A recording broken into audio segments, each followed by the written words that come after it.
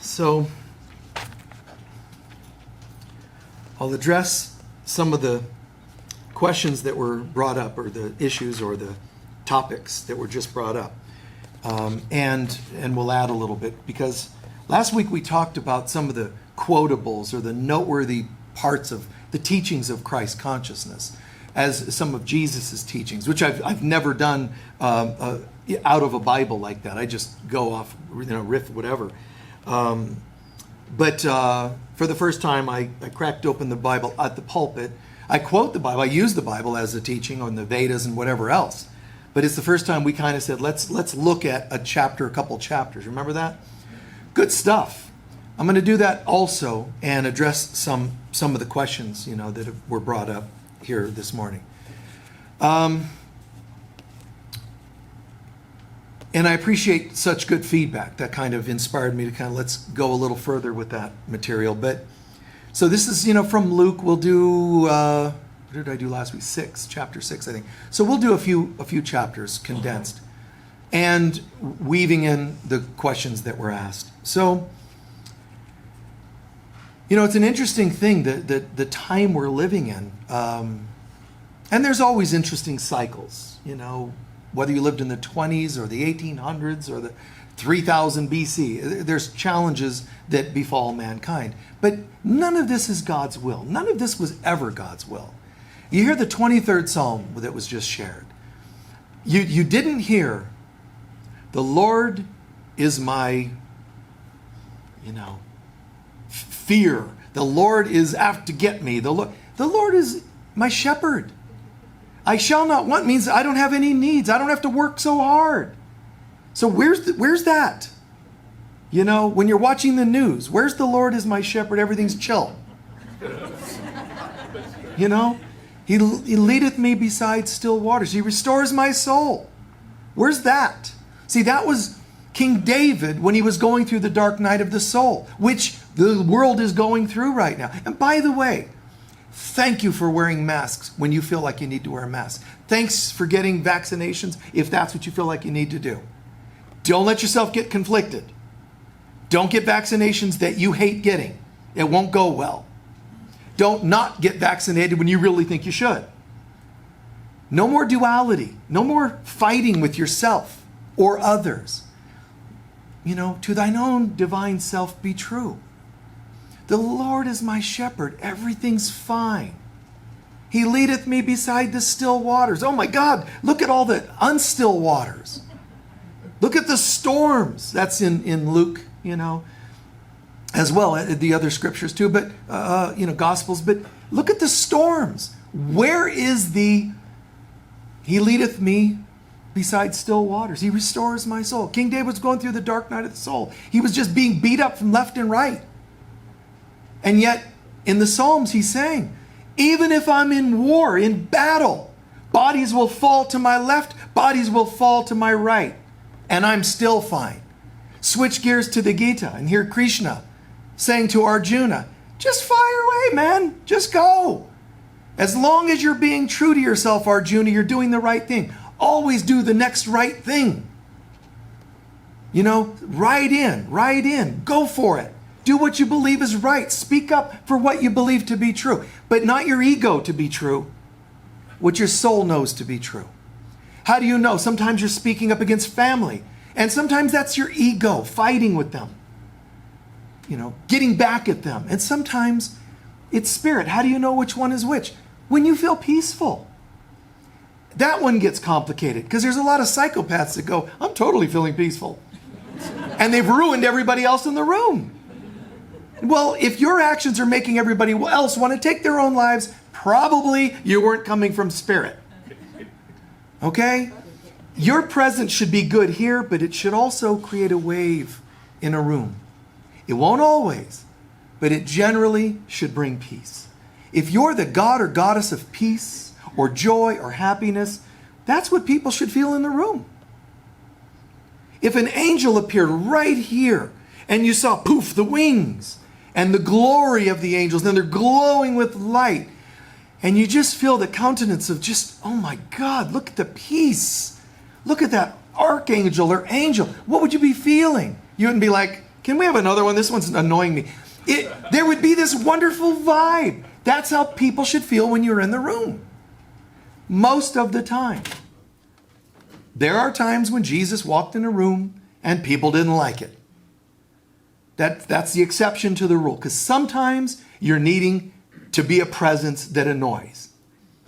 For example, if you didn't know, there's a few times that are recorded in scriptures. He walks in a room and demons started screaming that were in people. Sometimes that's your dad, your mom, and they get all freaky because I didn't know they were coming for the holidays. Sometimes but that's not you doing something wrong. Sometimes it's their demons. It's their stuff, their triggers, their issues. But you don't want to be arrogant about it and go, I guess my holiness is triggering somebody today, because that gets misused as well. Generally, if you accidentally trigger somebody, so be it. When you're coming from a good place, so be it. But generally, are you trying to come from a good place? Not, I've seen people. I'm a triggerer of people. It's my soul's purpose. Oh man. Yeah, good excuse. So there's something here about guidance. When you know it's God or not God. One of you asked, can we talk about surrender? Absolutely. And even when I totally surrender, you think your ego says, oh, shoot, they're surrendering. I'll just go hang out somewhere until, they don't surrender. When you say I'm surrendering, when you say I'm choosing joy today, I'm choosing peace, love, the ego doesn't say, oh, I guess I'll retire now. The ego says, surrender, huh? You need somebody to cut you off on the road today. You need an ex to call. See what state of surrender you're in then. This doesn't go away. The tempests, man, they rise. So when it comes to guidance, we get very confused and very scared. So one thing I want to share about guidance is that, to me it's an interesting thing because people pray for guidance. And they might even be saying, I want the highest guidance possible. I'm ready, whether you're using tarot cards or whatever, prayer, pendulums, intuition, whatever you're using. We're asking for things to happen, such as a healing or prosperity, abundance. Listen carefully. God isn't saying, oh, well, now that you've asked, that's not how this works. It's not Santa Claus that you ask for something to come from the North Pole. Here's how God actually works. I am. Well, could I have a little? I am. Could I have a little? I am. Well, that's not translating well. So you don't get an answer and you go, I just don't understand this God thing. I pray for support with my 12-step program and I'm still struggling. I pray for healing, I'm still struggling. That's because that's not how God works. Here's how God works. I am. You're struggling. Why don't you get more of the I am and then you wouldn't be struggling? God doesn't give you stuff. It asks you to rise to its consciousness where this stuff wouldn't exist. Oh, shoot. Could I have a different God? One that actually gives me stuff? That's called enabling. God, I'm sick. Fix me. Oh, by all means. Now you're not sick. But did you deal with the thoughts and consciousness that got you sick? If you have lack consciousness, if you have low self-worth, God wants you to step out of that, which is actually far more superior of an option. But it involves your participation. And people don't want that. They want a God that grants things, like a genie. Come on, God, don't you love me? You're not going to guilt God into giving you stuff. It's not for me. It's for the children. What do you think? God's like, oh, well, in that case, completely objective, totally annoying to weak human beings, yes, but totally objective. Because all it's really saying is, sure, just rise to the consciousness and you'll see it go. Now, then why do prayers sometimes work? Because prayers are sometimes not begging to be enabled. Sometimes your prayers are so sincere, they're you getting to a higher consciousness, so you got granted your answers. But it's because you went to another level of consciousness. So When you give thanks to God for granting wishes, don't forget to thank yourself for making a healthy choice. You went to a new level of consciousness. If God only grants you wishes, you're not different. But every time you rise in consciousness, you are different. Is that making sense? Rise to a different level of consciousness. Let's make something that's totally, like permanent, like a shift in consciousness. I know that seems to involve a little more work and participation and what we call responsibility. But we become very different then. In all the stories of Greek mythology, Norse mythology, African mythology, Islander mythology, Asia, they're really the stories about heroes. The heroes become better people. They don't just, sit around and end up the same broken individuals getting wishes from the gods. It never worked that way. Look at Hercules. I mean, this is a person who, in the 12 labors of Hercules, he becomes so, embodied with all that he's worked on through his 12 labors. That's like going through all the signs of the zodiac, the 12 labors. They're all so deeply symbolic. He goes through hell, literally goes into hell. But he never gives up. He goes in, he has to fight with Cerberus, and he has to fight with this demon, and he never gives up. He's fighting with the multi-headed dragon. He just steps up. Let's do it. All the labors, he just steps in and never do you hear him bemoaning. It's impossible because they keep telling him. In fact, he was given the labors so that he would fail. And he never accepted failure as an option. How many of us could say that? How many of us could say that we went through 2 challenges in our life, let alone 12 in 1 year, where you refused to believe that failure was an option? No, we gotta go, hey, no. If God is with me, what could be against me? Oh, well, this is a major one here. This is a major test. What's greater than God? And in fact, what's real besides God? Nothing. So if God is with me, what could be against me? When the Gospel of Luke shifts gears into the 7th chapter and so forth, this is where Jesus comes into another town, and there's a widow. She's a widow and has only one child, and the child's dead. And this is sort of how this chapter begins. Jesus sees the situation. The mom is, beside herself. My only family, real family, and he's dead. Young man. Jesus sees this, and it describes his heart. Goes to her. He walks up to her and he says, "Don't cry, honey. Don't cry. It'll be all right." Now, somebody says, "Don't cry." Well, anybody can say that. There. Well, he's not going to just talk the talk. "Don't cry. Let's see, what do you have here?" "Oh, your son. Yeah, he died. I see." Puts his hand on the bed that they're carrying him on. And he says, "Young man, I say to you, get up." Wow. How cool is that? Here's my checkbook. Do a little rise there. Young man, get up. And he gets up, he starts talking.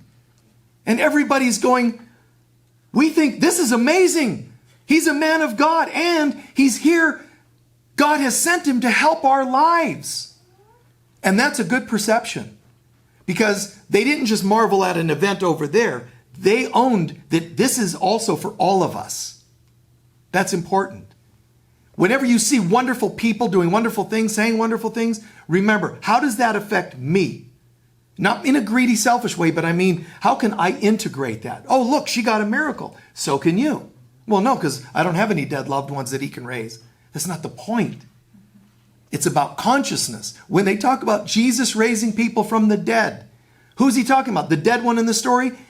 Everybody that's dead, which is everybody on earth. Because if you're a mortal, it means you will die. Mortal. So to be human means you're immortal. In the stories of Greek mythology, mythologies, you're called mortals. You're God, semigod, demigod rather, and mortals. Mortals meant you die. You have this cycle, like Buddha described, of life, death, and you just keep doing that until you grow in consciousness enough. which takes forever and a day. So Buddha's like, I don't think we have to do that over and over.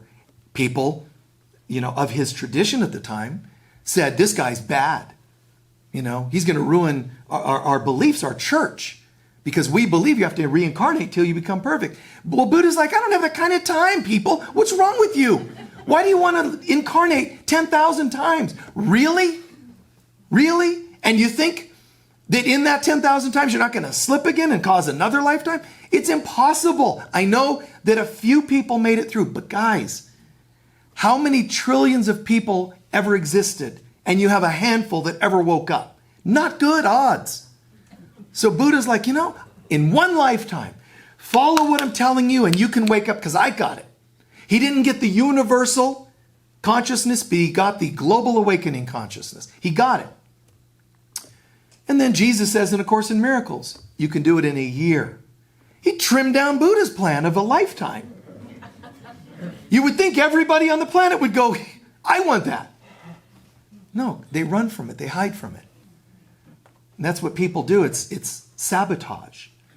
It's not like you have to devote and only read that book, but it's the consciousness in that book and others, but like that. What's the consciousness in A Course in Miracles? Love and forgiveness, love and forgiveness, love and forgiveness, love and forgiveness. So when Jesus says, arise from the dead, he's talking to you and me saying, get out of your ego, which is your death, and rise. Step up. Listen to what I'm saying and apply it, integrate it. Then, and I love the humanitarianism. I love the whole, just the words. Don't cry. I love hearing that. Someone that completely gets it, reassuring you, you will not need to cry anymore. Because when life shows up, it'll change death in every form. Some people have been abused as children. That's a death. But you're meant to resurrect and come back to life. So hear Jesus saying to you, when you say, but I've been really, really wounded and hurt in so many ways, hear the voice of Christ consciousness, which is the divine in you, saying, it's all right. Come on. Come forward. Lazarus, come forth. Child, get up and walk. It's to all of us. Then Jesus goes on and he's hanging out with some elders, and it's really interesting because this is just a perspective he's sharing. He's saying, the elders are getting annoyed because people start to love Jesus. The elders are getting annoyed. And they're like, this guy, we don't know, man. We don't dig this. He's stirring the people up. He's making them have a personal experience with God. They thought that was a threat. So there's a point where Jesus calls them on it and he says, funny thing. You people that are the elders, and he did this in every culture because Jesus did make it to other countries throughout his lifetime. And he always ran into the elders of churches. And if it wasn't churches, it's government. And you've heard me say the unholy trinity. All right? Government, religion, and science. No offense if you're into science, but hey. All right? So these things all just validate each other and the illusions that they follow. They look like three groups, but they're all validating each other's illusionary existence. So Jesus kept running into the politics and the religion and the politics of religion. And they kept, wanting to kill him and all that everywhere he went. So here he is talking with the Pharisees coming to him. And it's not everybody in religion and I'm talking the institutions are created to create illusion. So he's talking and these people are getting upset with him. And he says, this is a funny thing.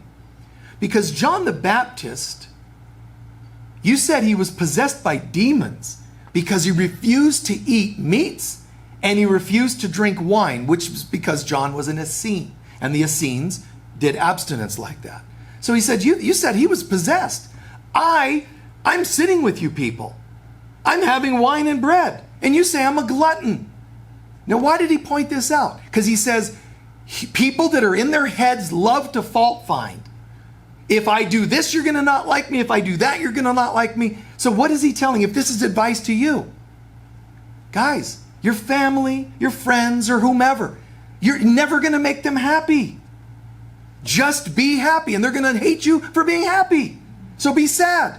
Then they're going to pity you for being sad. Find your center and you won't care.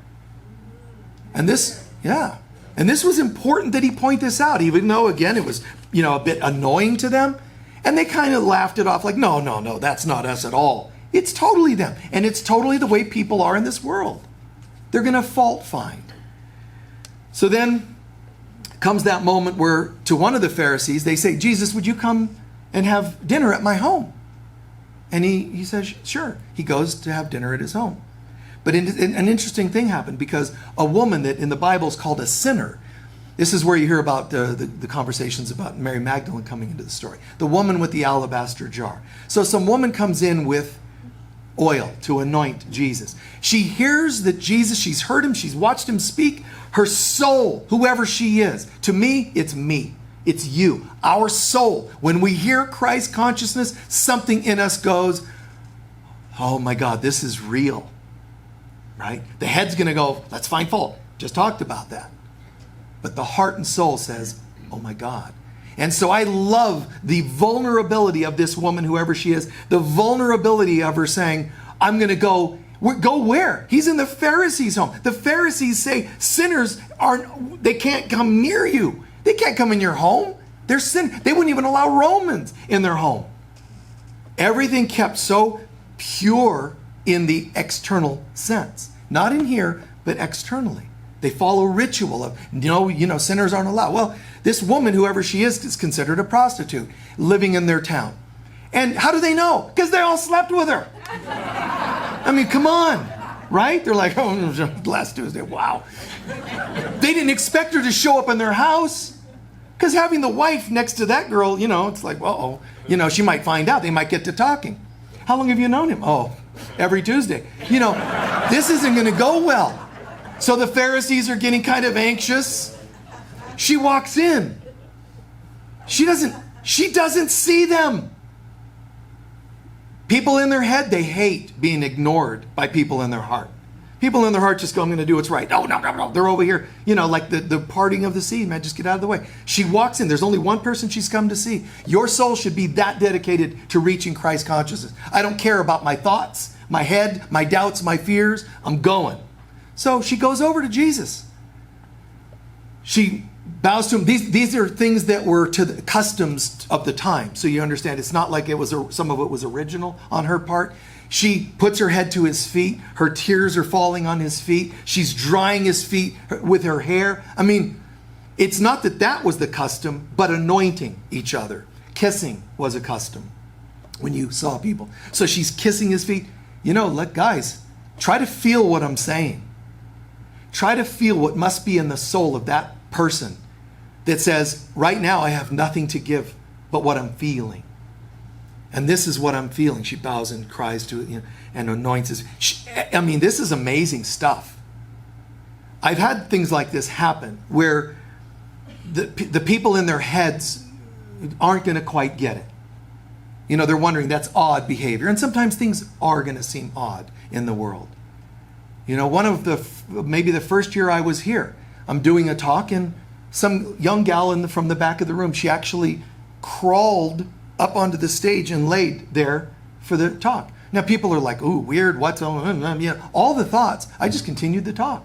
Whatever she was doing was right for her, and I don't want any of you to crawl up on the stage, please. But whatever she was doing was whatever she was doing. Okay, I've seen things like this happen. And sometimes it's something's off, and sometimes it's a complete authentic experience. So when she's doing this, Jesus is like marveling, like, wow. Well, the Pharisees are like, well, now wait a minute. Here they go, to the head. I liked this guy for a minute and a half. But now, if I like him, I'm going to look bad, first of all, because he's breaking customs. We're supposed to not have sinful people in the room.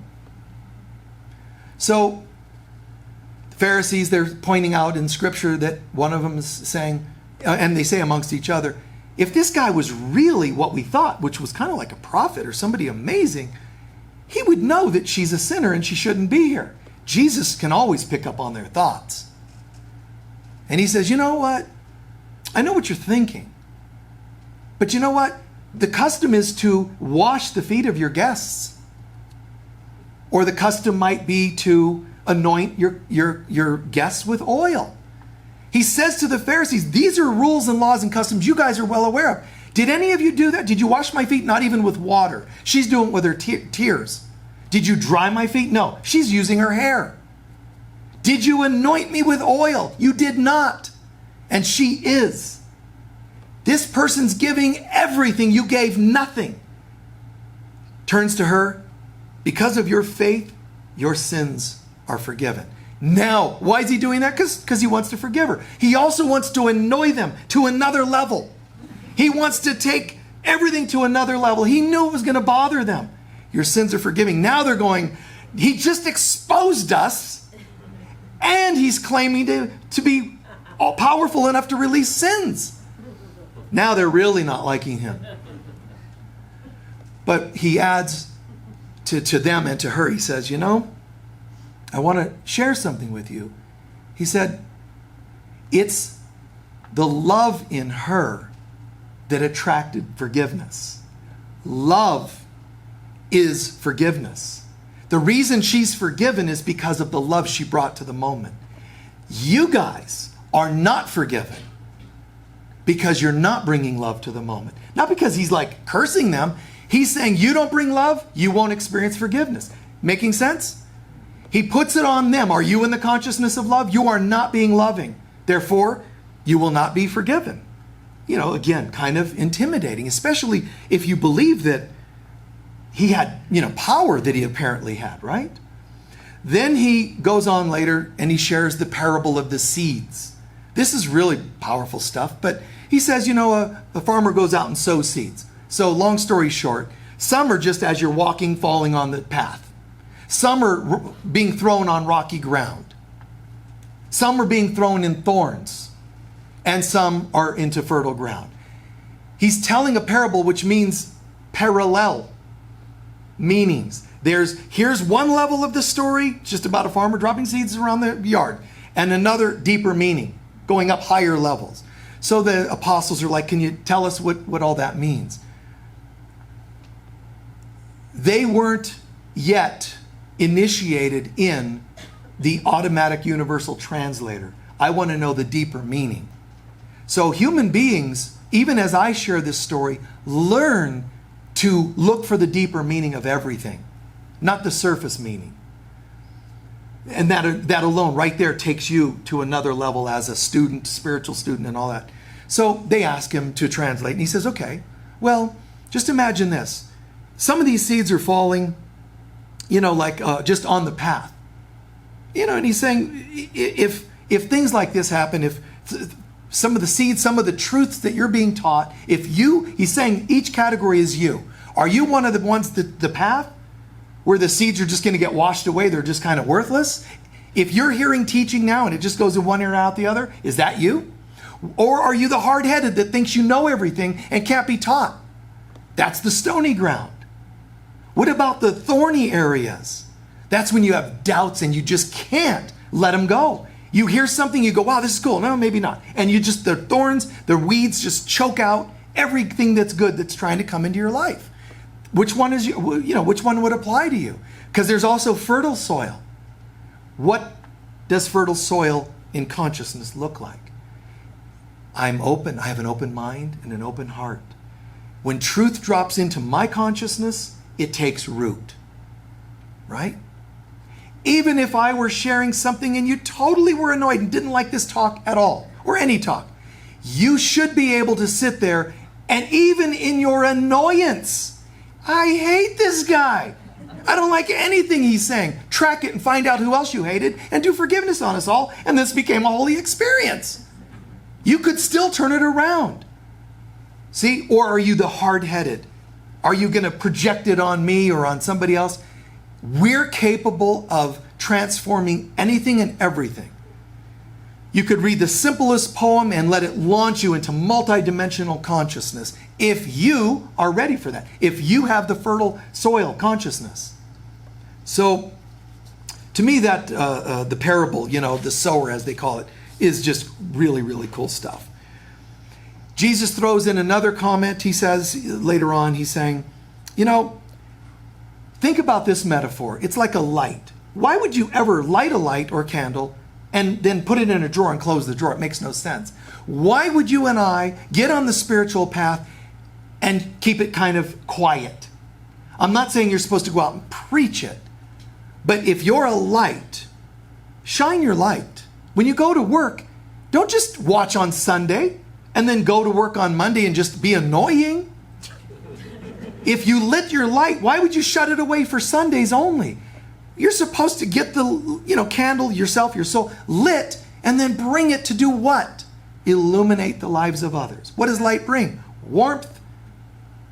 Warmth, right? And illumination. So, in as many interactions per day as possible, guys, bring the light. When you're not bringing the light to shine or to warm people's moments, then you're probably either shutting it away, not good, because the gifts you do not use, you will lose. Shut it away and it'll go. Or one other thing, you can use your light to burn people. And that's not what you're supposed to be using it for. Man, I have such a sharp mind. The light is firing away. The neurons are like the fire. I have a really keen mind, and I could just cut people down with words and thoughts. That's not what you're supposed to be using it for. At the end of every day, ask yourself, did I make a difference? Well, I didn't leave my house. How could I have? How about in prayer? Right? Any way, any shape, any form. Just being able to ask yourself, did I make a difference? Was I the presence of God today? Some people think that's a huge order to fill. It's not at all. How will you, when I started a while ago, how will you rise in consciousness to a new level of consciousness if you're not living it, applying it? Again, I didn't say you have to come up and do a talk. I didn't say you have to write a book. It's the presence. If all I did was talk it and not go out there and walk it, my conscience wouldn't allow me to get away with that. I really do try to live this as much as possible. I slip here and there, and then I have to apply forgiveness to myself. So then there's another controversial moment in this Gospel of Luke where Jesus is teaching, and they come to him and they say, hey, guess what? Your mother and your brothers are here. Now, did Jesus go, oh my God? No, he said, what do you mean? What do you mean, what do we mean? Your mother and your brothers, your siblings are here. Everybody that does the will of God is my mother. Can you try that one? Picture trying that. People are going to think you're cold. You're like, oh my God, no love. Your children. Hey, the kids are here. If you're in your house and you're in the middle of a Zoom program and your kids walk in, hold it a minute. Finish. God first in all things. Finish your study. Finish that paragraph. Watch your priorities. Don't jump to the blood relative thing, because Jesus taught that which is flesh, that which is spirit, and he's pointing out one of those is the priority, and only one of those is real. Oh no, my family stuff is important. As soon as you die and come back, you're going to have often different family members. Some of them will come back with you, but you're going to have, you've been here many times, many family members. Don't act like that's all there is. You've already cheated on all of them with other family members. So just, this is just, for now, you rent them. You rent your father, you rent your kids. I need sibling rivalry. It rises from the dark and it incarnates as a brother or sister. Sibling rivalry. I know what the humans say, guys. I'm sorry, Oh, but family, it's just for now. You rented mom, a womb with a view. You just borrowed these people. And if we realize, if all you do is family, which is nice of you, that's all you'll get when you leave. How did you do? Well, I really got closer to family. Good for you. Go back and you can do more of that, or whatever it's going to be. You're not ascending just because you got along with your siblings. You need to get along with them, but it needs to be consciousness, not just external behaviors, worshiping of family members. So, spirit, you're gonna have siblings that are there to reflect to you good things you've done in other lives and things that were challenges and lessons you needed to learn. All you're doing is hiring these messengers. When you get it, it all retires. At the end, it's just like people talking about soulmates and twin souls. At the end of it all, If you have any human being in history that is not your soulmate, you're coming back to work on that. And there'll be the people you don't like, because you haven't yet assigned them, thank you. You're my equal, my soulmate. We're in this together. We're all one being that fragmented. And we just look like we're different. And that one's good and that one's bad. None of it's true. None of it's real. So there's a moment where this is really important too. Jesus calms a storm. And you know what I want to share about him calming the storm. This is when he says, let's take a boat across the lake or whatever. And then the tempest comes up, the storm comes up. And then the apostles, he's sleeping, and they wake him. Hey, there's this storm. It's kind of cool. First of all, that he can sleep while, and they're going, we're taking on water, we're drowning. He's just chill. I mean, that in itself is kind of like, wow. But they're saying we're dying, and he says, oh, come on, guys. Have some faith. I mean, just amazing. And we're praying, oh, God, take away my problems today. Where is Christ? Well, he's not here anymore. He left, remember? 2,000 years ago? Guys, where is Christ? Get the Christ in you to rise. You can wah, wah, wah, wah, the human part. Let it cry, let it scream. Oh my God, I'm terrified. I anxiety disorder. I can't eat anything. Oh my God. You do that. Be honest. But then say, where is Christ in all this? Oh, I don't know. I can't find it. Just foot in the door, hold it, foot in the door so that a little light can come through and say, where's Christ in this? You can say, I don't know. I don't feel Christ. All I feel is anxiety. I got anxiety because illegal papers came in the mail, and this and divorce, and it's a lot. But guys, they were drowning. They were drowning. And he just gets up and says, be still and know the I am presence of God. Try it. Try at least the words without believing yet. Then repeat the words again and try to get an ounce of belief behind it. Try saying it louder. Try singing it. Oh, my life sucks. Everything's falling apart. So, be sarcastic if you want.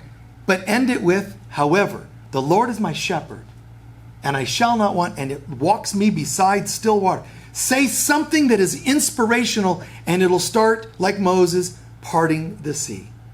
All the stuff. Yes, externally, proper measures. Sleep if you need to rest. Say no to getting together with somebody that's adding to the storms in your life. Yes, make some external adjustments that shows an ounce of self-worth. But this is just really cool stuff because of how this is the external storms of life that you and I are being taught. Stop. But don't forget, one of us is being brought to a test today. Being shown our lack of faith, because that's the story. He gets up and says, where's your faith, guys? He's talking to us. When you're letting the storms get to you. Hey, man, stop. Where's your faith? And your stuff could be about codependence, addiction. Oh my God, I'm craving a drink, but I can't resist it. You can make excuses. You can say, I'm craving a drink. You could say, statistics have proven. There goes the head again. You can say the Pharisees, make your analogies right. All right, get them clear. Get clear. That's just my head talking. What is the Christ saying? Be still and know the I am presence of God. And simple technique, just breathe sometimes. I am relaxed. Counter the panic. I am at peace with a simple breath. Do it a few times and you'll already see a shift. Something happens now in the story where there's a little girl, 12 years old, and this is a synagogue leader, and his daughter's sick, dying. He comes to her, would you come and work on my daughter? And as he's talking to Jesus, another servant comes and says, sorry, she's already dead. So don't even bother with Jesus. She's already dead. Jesus says, have a little faith. So Jesus goes with him to the house, and the servants and the family, they're all beside themselves crying. Jesus walks in. He says, don't worry. It's all right. We're going to go in, and she's only sleeping. We'll bring her back to life. Now, you know what the head people have said? The scientists that are, trying to prove biblical stuff isn't true. Here's what they said. She was probably in a coma, not completely dead, close to dead, so she wasn't really dead, so he didn't really bring her back from the dead, because that's not possible. Yes, he did. She was dead. And he brought her back. He didn't he didn't CPR, resuscitate her. Don't let your head go to weird places like that. She was dead. But here's the important part of this story. He said, she's only sleeping. And they think, well, that was the cue right there. That she was only in a trance or a coma or something. No, he was saying she's only sleeping. And he brought her back to life. Arise, little girl. And she comes back to life. Which is, think about the meaning. When God, the power of God, the power of Christ consciousness inside of you and me can change anything. Now, that's a story about a little girl and her family. No, it's also a story about you and me when we're, part of us, dead. When Jesus said she's only sleeping, guys, he wasn't talking about her biological condition. Her BP and so forth is simply down low. That's not what he meant. He meant anyone who dies is asleep and believes that death exists. Anyone who thinks they're in debt is asleep and see, you're dreaming. So what he was saying was, she's only dead because she hasn't been awoken spiritually. She believes in death. So when he says arise, he's saying take your consciousness up and I'm going to help you do it. Boom. He brings her consciousness up. He didn't fix death. He raised her consciousness. Arise. Why did he keep using those words? Why did he say to the lame, get up and walk? Get up in higher consciousness and you will walk. He wouldn't try to wrestle with their broken beliefs. He'll offer something else. Why do you think he looked at some of them and says, do you believe? Because he wanted them to own that there was a foot in the door, that there was a willingness to change consciousness. When they said yes, boom, upwards we go. Yet, in some places, they didn't believe in any of this and no miracles were done. Why didn't Jesus kick down their doors and make them experience miracles? It's not appropriate for you to try to make other people rise in consciousness. If they don't want to, it's free will.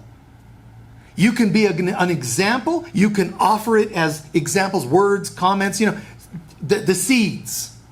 But if they're stony ground and only stony ground, so be it. So to me, this is a beautiful one because of the deeper message. She's only sleeping.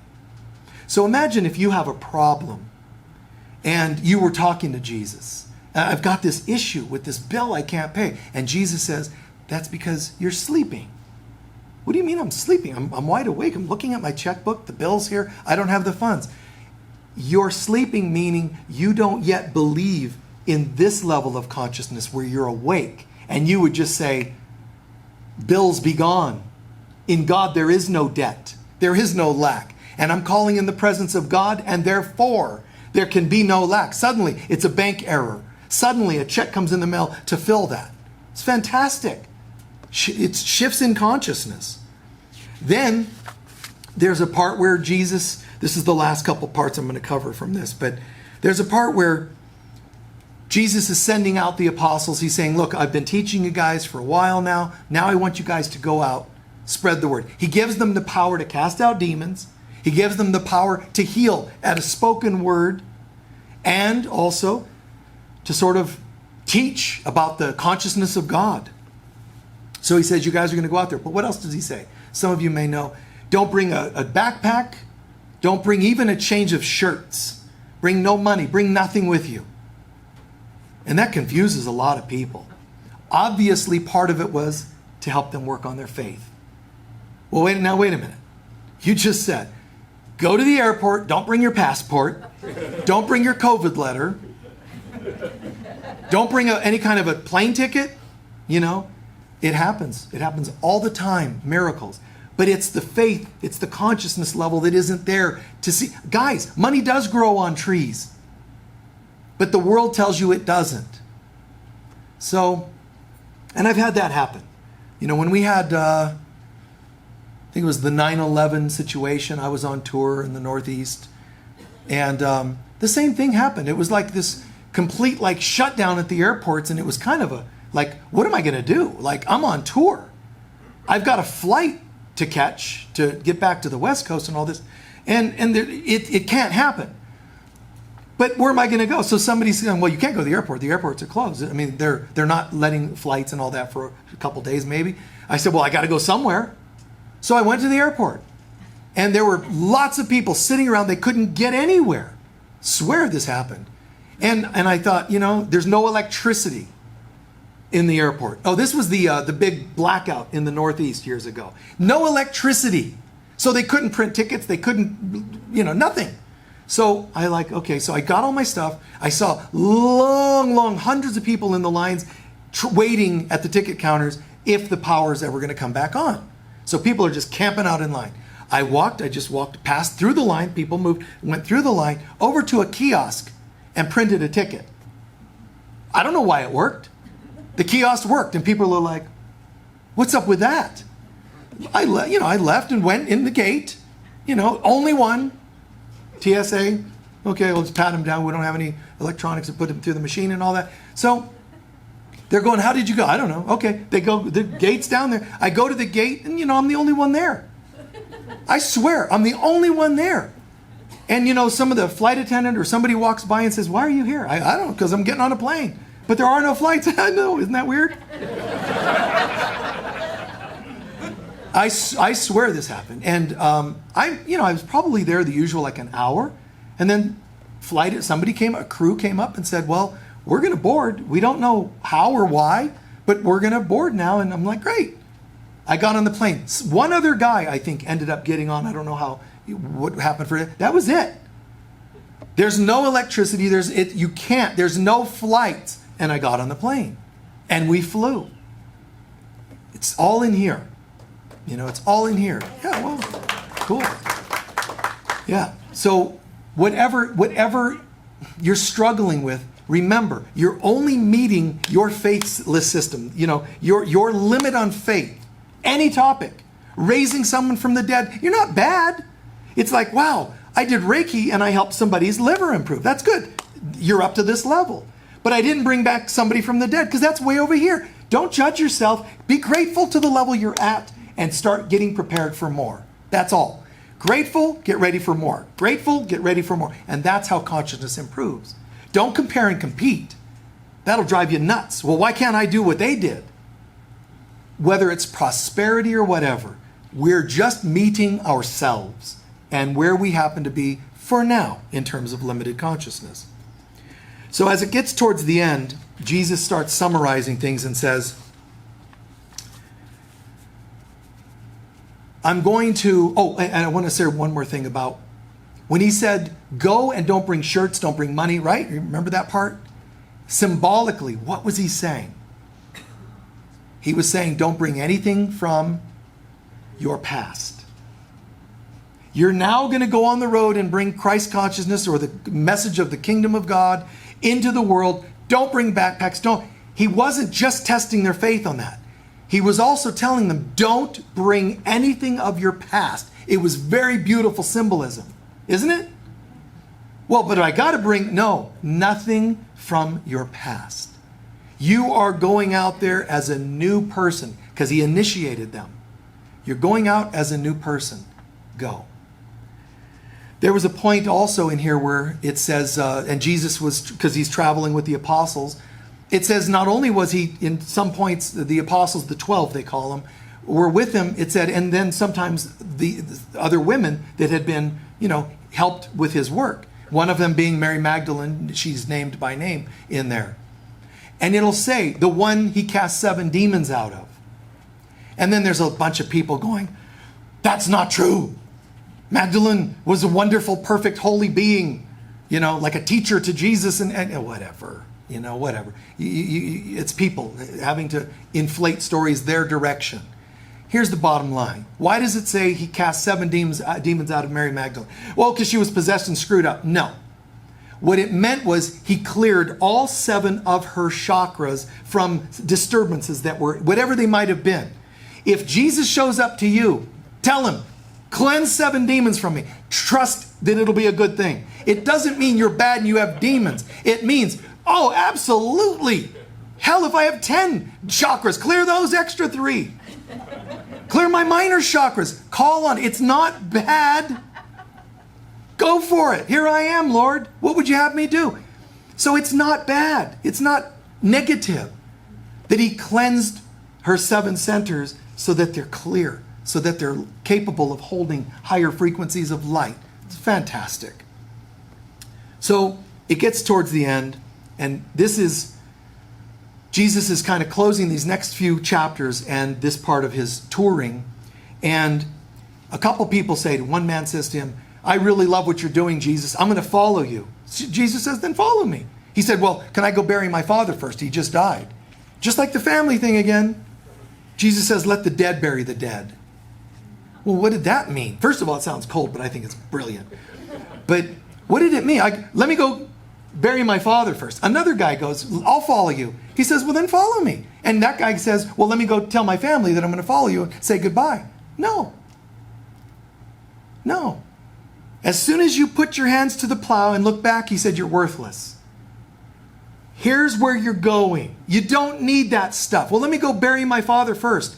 What did he mean, let the dead bury the dead? There are plenty of people who are worried about material things, including burying people. Let them do it. You're waking up. You claim to be waking up. Then wake up and let's go somewhere wonderful. It's weird because if you sleep at night and you go, God, I could really use rest, and you lay down and close your eyes and you fight sleeping, it makes no sense. By the same token, when you're going to wake up spiritually, why would you come up with other things you got to do? You know, there are moments for me, there are moments when I wake up in the morning and I stay in a state and, okay, let me do my God first. And it's not a problem at all. But I noticed just this week, one of the days, the alarm went off. Boom, up like a fireman, feet on the floor, boom, you know. And I immediately went, I didn't do my morning connection. Did I curse myself? No. I just did it now when I remembered to do it. You see, start the day plugging in. But some days the alarm goes off and my brain wasn't like, oh yeah, I could probably meditate through that easily.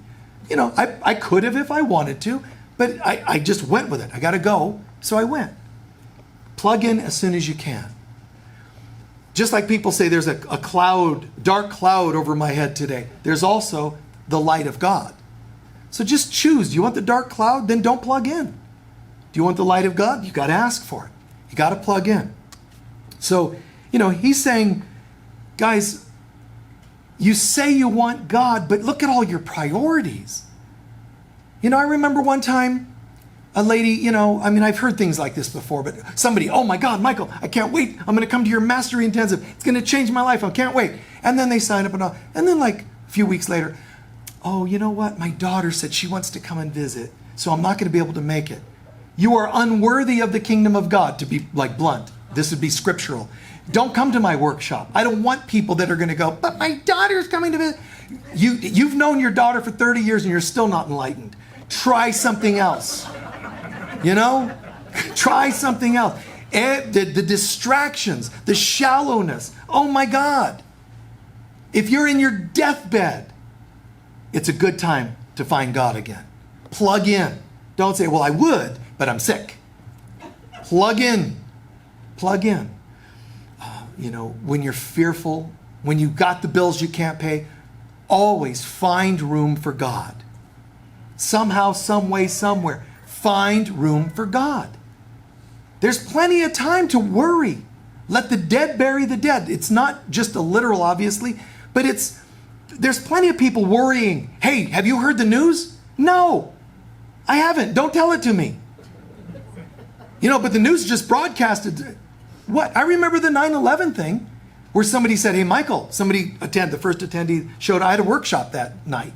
Somebody said, do you think anybody's going to show up? I go, what do you mean? Why? Well, you know, because today, what happened? And I had to go, it hadn't occurred to me. This would be when you really should be attending today. What are you going to sit home and just watch it again and again and again and commiserate? You better find God, even during challenging moments. So it kind of blows my mind when people, oh, I'd like to attend that workshop, but my, such and such. My mother called. She said she wants to talk to me on the phone because she's something or other. Wow, and you gave up a life-transforming thing for something else. I wanted to find God, but addiction, it's got me kind of preoccupied. Say no. You don't have to be hurtful or hateful, but just make better choices. This world, it's had enough of our time. When I graduated from high school, a few years later, I heard that some friends got together, like, kind of a little reunion party. And I wasn't there. Now, what I heard about the party. And people were saying, so where's Michael? And somebody goes, oh, I don't know, I think he found God. That's what they said. It wasn't that I found God. I didn't know about the party. That's all. That's all it was. I didn't know about it. Yes, they knew I found God because they knew that's always how I was, even in high school. Just different. They caught on. Everybody's drinking beers, and I would walk around with one the whole party thinking, that's probably his second, that's probably his fifth. No, it was always the same one. And I wouldn't drink it because it was warm by the time, an hour goes by. So I would just walk around with the same one, just blending in. But they knew. He never got drunk. Someone had to drive.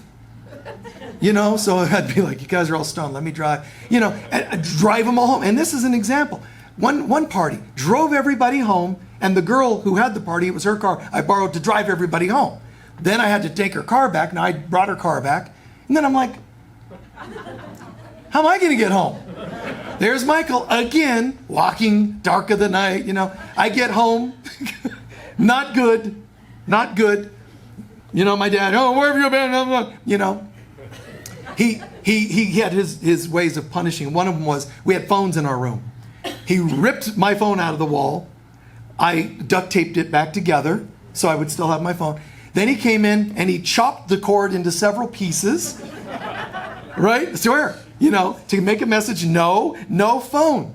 And then the next time I found some new cord, rewired my phone. He ripped that one out and tied it in a bow around my phone. Like, this is your gift, It just kept going. Like, punishment. And it's just one of those things. Where have you been? I should have said, did you not know I would be about my Father's business? He didn't know. He didn't know the character. He didn't know. Well, what am I going to say? Everybody was too stoned to drive? Like, that would have gone over well. Guys, to thine own divine self be true. Walking in the light of God. The people say, people do, all this stuff. Just keep walking in the light of God. The best you can. And I didn't always preach it, obviously, when I was a kid, but I just knew what felt right. It was the right thing. I'm sober, let me drive these people. It's the right thing to do. If I had money, I might have even called to tell them I was going to be late. Whatever, But do the next right thing as often as you can. Be the living presence of God. These are great examples, Jesus, the seeds. Which group are you? Which type of soil are you? Fertile, non-fertile soil for the consciousness of God to take root? What do you do when the Pharisees, the heads, start attacking you? And I'm not talking about a religion. I'm talking about heads, whoever they are. What about when people say, you got to see the news. Oh, there's something bad going on. Why? I've never read a newspaper in my life, and I've never watched the news once. And I don't feel ill-informed at all. I don't. If I died, I do not believe that when I pass away, there's going to be some angel on the other side going, we were going to let you into heaven, but without reading the news, I don't think so. Or watching the news. That's not going to happen. It's not possible. Because the others mess up your mind and keep you from being in the mind to get to the God consciousness. And that's why one of the comments Jesus makes, he says, when you go into a town and you teach, or as an example, if people don't accept you in that town, if a center doesn't accept you, whatever it is, walk away and just shake the dust off of your feet, which is symbolic. Don't take this garbage with you. Right? Family, I don't care. Family, culture, race, If they don't hear or acknowledge your goodness, if they say, no, you need to be like us, drink with us, party with us, don't be an example of goodness, leave, even if you're alone. You're alone and closer to God than being with others that support and enable your unhealthy behaviors. I'd rather be alone. That doesn't mean I affirm that I must be alone. But if that does happen, that's better. Shake the dust off. It's like, boom, just clear it. It means don't take this with you. Say goodbye and go on your way. And some people get very disturbed by that quote because he says that place will be, worse off than Sodom and Gomorrah. He's not condemning people, but what he's saying is if the consciousness isn't there, leave, because the no consciousness will attract to itself things like itself. Okay? Move on. Yeah, but I have to bury my father. Let the dead bury the dead. What can you do to be an example of life today? And if you did decide, it doesn't mean don't actually help situations like that. Maybe you would go home and help the burial of somebody, but you must not forget this. You don't leave this and go bury the dead. You bring the situation here. You take your center. When my parents died, I happened to be on tour in the area. I went. I was asked, and I said, okay, I'm not close to these people. I never see them. But I was asked. I stopped by. And, everybody was in the dead consciousness. It was like the night of the living dead. Everybody's walking around, misery. I'm like, you didn't even like him. What do you mean? So they're all just miserable. So you know what I did? I said, I have an idea. And I went in his office, got in his computer, and started cleaning everything up. I knew that he was a disturbed person in a lot of ways. There were a lot of things that needed to be shredded, things that needed to be deleted. There were files. I made a file for my mom, anything for my mom that she would read. When it was something for his brother, and I told them all, you all have a folder, that's your stuff. Organized it all. I think people don't even like me, and I ended up in the office doing all this. I don't even know how to work computers. And there I was trying to figure it out to be helpful. But I didn't go and get into the misery. I went, kept my center, and found a way to be helpful. So you just don't leave your center if you go to situations like that. You don't become part of the problem. If you're sitting in a room and people come in and they watch the news, you don't have to hate them for it. You can leave the room. You can also bring a different consciousness to the experience if that's what you're guided to do. Please take a few centering breaths.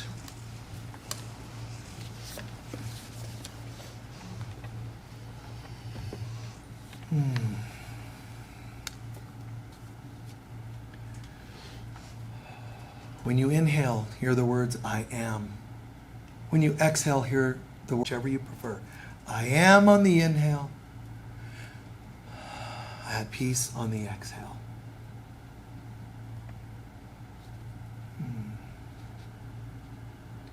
A nice wave.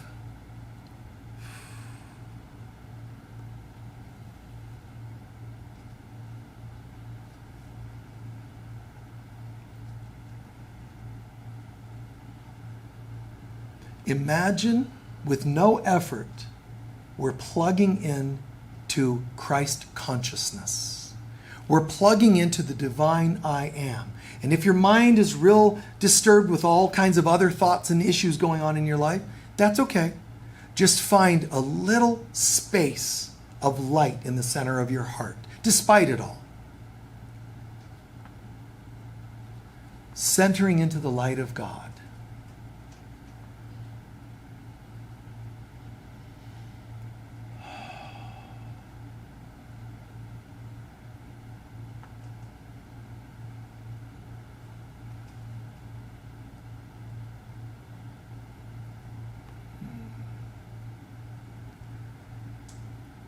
Let your consciousness translate for you how this applies to you. The Lord is my shepherd.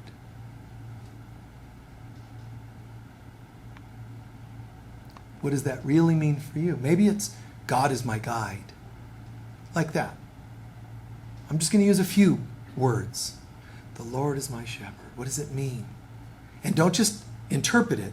Feel. If it's true, what does that feel like? If God is my guide, wow, marvel in that. The Lord is my shepherd. God is my guide. I shall not want. What does that mean?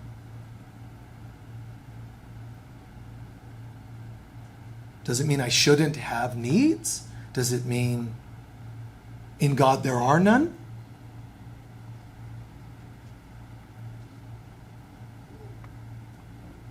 What does it mean?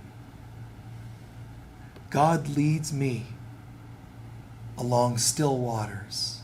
Feel what it means.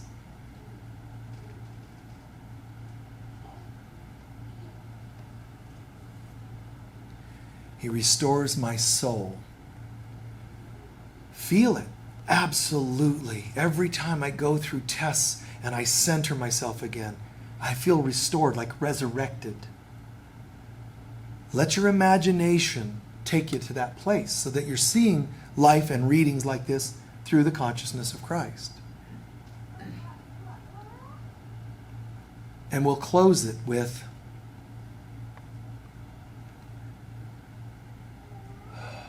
my cup runneth over.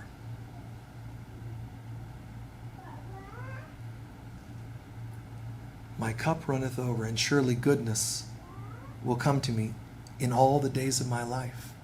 What does it mean? My cup runneth over. It didn't say, I hope my cup runs over. It's an affirmation. As he's in the dark night of the soul, he still says, my cup runneth over. What does it mean? That no matter what's happening in the world, on the news, in my life, my cup runneth over. Wow. So if it's running over, if it's spilling over, what do you want to do with some of the extra?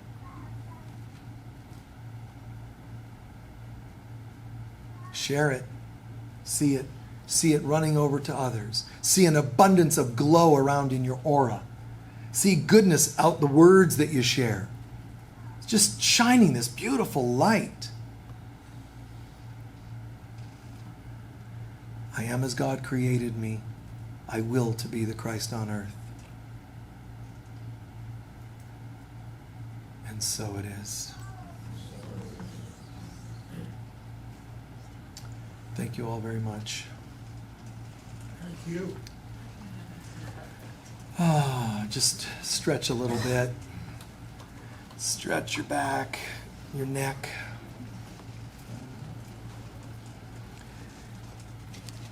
I'm very honored that you folks attend, some of you all the time, every Sunday and whatever other days. I feel honored at that. And I also appreciate your open-mindedness. You come from different cultures, different religions, but you're willing to just gather with us and see where it goes. This is you and I, God, connecting with God. And this is just wonderful. It's miraculous, energy exchange. It's such a dance of light that we share. So thank you. And those of you who come from different backgrounds and cultures, and if you're able to keep that out of your mind, that is superb. Instead of, well, wait, my old religion says, just let it go and listen to the light as it is. You can. All right, we're going to stand and do our closing. Thank you so much, guys, for being with us. Really, really appreciate your support. And thank you for remembering God through life stuff. It's great that you're all courageous. All around the world, people watch this. And that we're choosing to be courageous enough to feed our souls instead of our heads with the fears and stuff of this world. If you want to do that, do that. But guess what? There's a lot of people already covering that job. Why don't you just try to be instead one of the few, that choose awakening? All right. And it's inevitable. We're going to go there anyway, so why not wake up now? The appreciation for today, the appreciation for the music and the sharing, the prayer, the meditation, the sacred reading, the appreciation for each other's presence, and the appreciation that I, meaning any of us, that I made a decision to feed my soul today. With so many other distractions, I fed my soul today.